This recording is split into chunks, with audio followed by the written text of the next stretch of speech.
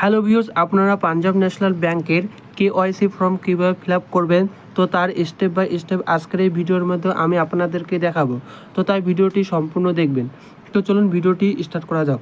তো বন্ধুরা, আপনারা প্রথমত দেখতে পারবেন যে ব্রাঞ্চ নেম সল আইডি বলে একটি অপশান। তো এখানে আপনারা ব্রাঞ্চের নাম যথাযথভাবে সম্পূর্ণ লিখে দিবেন। তো তারপর দেখতে পারবেন যে ফার্স্ট নেম, তো সেই ক্যান্ডিডেটের এখানে ফার্স্ট নাম লিখে দিবেন। তারপর দেখবেন এখানে মিডল নাম, তারপর এখানে লাস্ট নেম। তো তারপর দেখতে পারবেন যে কাস্টমার আইডি বলে একটি অপশান। তো বইয়ে আপনাদের বইয়ে পাঞ্জাব ন্যাশনাল বইয়ে একটি কাস্টমার আইডি আছে, তো সেই কাস্টমার আইডিটি এখানে বসিয়ে দিয়ে দিবেন। তো তারপর এখানে অ্যাকাউন্ট নম্বর দেখতে পারবেন, তো অ্যাকাউন্ট নম্বরটি এখানে যথাযথভাবে বসিয়ে দিবেন। তো অ্যাকাউন্ট নম্বর বসিয়ে দেওয়ার পর এখানে সেই ক্যান্ডিডেটের একটি ফটো লাগিয়ে দিবেন। তো তারপর এখানে সেই ক্যান্ডিডেটের সিগনেচার, এইখানে একটা সিগনেচার, তারপরের লিস্টে একটা সিগনেচার, দুইটা সিগনেচার বসিয়ে দেবেন। তো সেই ক্যান্ডিডেট যদি সিগনেচার করতে না পারে তো তিনি আঙুলের ছাপ এখানে বসিয়ে দিবে। তো তারপর নিচের দিকে একটু আসবেন, তো তারপর এইখানে দেখতে পারবেন যে পার্সোনাল ইনফরমেশন বলে একটু অপশান দেখতে পারবেন, পার্সোনাল ইনফরমেশন। তো এইখানে আপনারা ক্লিক করবেন। তো এইখানে জেন্ডার, তো সেই ক্যান্ডিডেট যদি পুরুষ হয় তাহলে মেল দিয়ে দিবেন, আর যদি মহিলা হয় তাহলে এখানে ফিমেল দিয়ে দিবেন। তো তারপর এইখানে দেখতে পারবেন যে প্যান কার্ড নম্বর, তো এখানে সেই ক্যান্ডিডেটের প্যান কার্ড নম্বরটি বসিয়ে দিয়ে দিবেন। তো তারপর এখানে দেখতে পারবেন যে ফাদার্স নেম, তো সেই ক্যান্ডিডেটের এখানে বাবার নাম বসিয়ে দিবেন। তো তারপর এখানে ডেট অফ বার্থটি বসিয়ে দিয়ে দিবেন।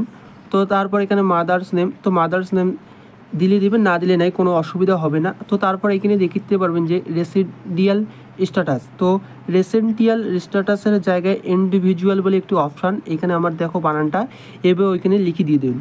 তো তারপরে এদিকে দেখতে পারবেন যে পার্সোনাল অ্যাক্টিভিটি, তো এখানে তিনি কি করে, তো তিনি যদি কৃষক হয় তারপরে ফার্মার দিয়ে দিবেন, আর যদি অন্য কোনো চাকরি বাকরি যদি করে তাহলে এখানে জব লিখে দিয়ে দেবেন। তো তারপর অ্যানুয়াল ইনকামটা এখানে বসিয়ে দিয়ে দেবেন।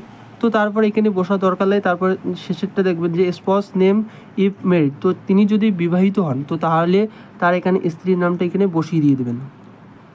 তো তারপর নিচের দিক দেখতে পারবেন যে আইডেন্টিটি অ্যাড্রেস ডিটেলস, তো আইডেন্টিটি অ্যাড্রেসের ডিটেলসের জায়গায় আপনারা প্রথমত আধার কার্ড নম্বর বসিয়ে দেবেন। ওইখানে দেখতে পারবেন যে ওভিডি টাইপ, তো ওভিডি টাইপ মানে একটা হচ্ছে যে কোনো একটি ডকুমেন্ট ইস্যু করতে হবে, তো এখানে আধার কার্ড দিয়ে দিবেন।